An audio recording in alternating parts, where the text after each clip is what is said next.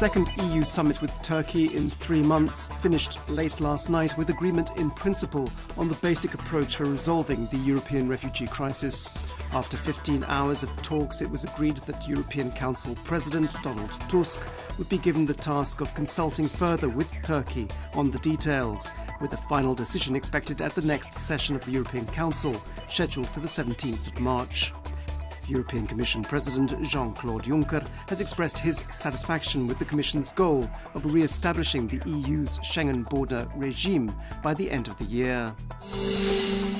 The collective presidency of Bosnia and Herzegovina are making a 2-day visit to Croatia. On their arrival, presidency chairman Dragan Čović and presidency members Bakir Izetbegović and Mladen Ivanić were received by Croatian President Kolinda Grabar-Kitarović.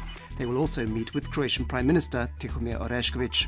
Topics of discussion are expected to include the state of affairs in the region, the refugee crisis, and according to Croatian radio, a new initiative by the Croatian president aimed at quickening Bosnia and Herzegovina's accession to the European Union.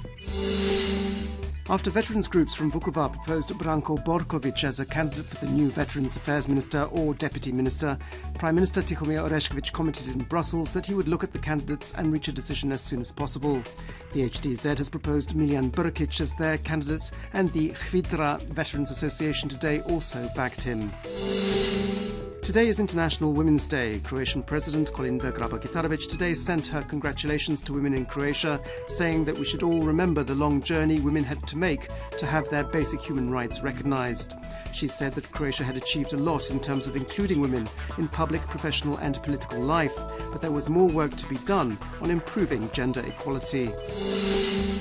The Croatian Women's Network organised a street protest in Zagreb under the slogan "Women have had enough disrespect and diminishing of their rights." Protesters passed through the streets of Zagreb to the seat of government in St. Mark's Square, where they presented a set of demands to government.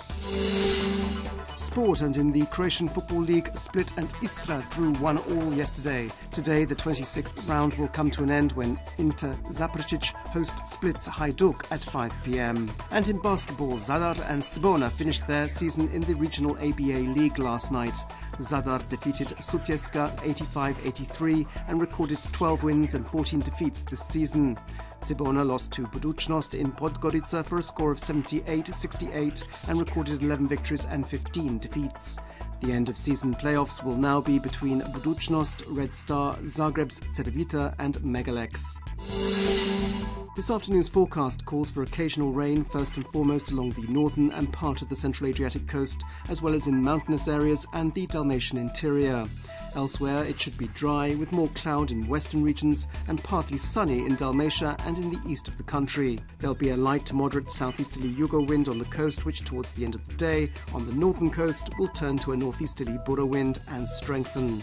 Highest daily temperatures will be between 7 and 12 degrees Celsius inland and between 10 and 15 degrees on the coast. Along with longer sunny periods, there'll continue to be some occasional precipitation over the next few days.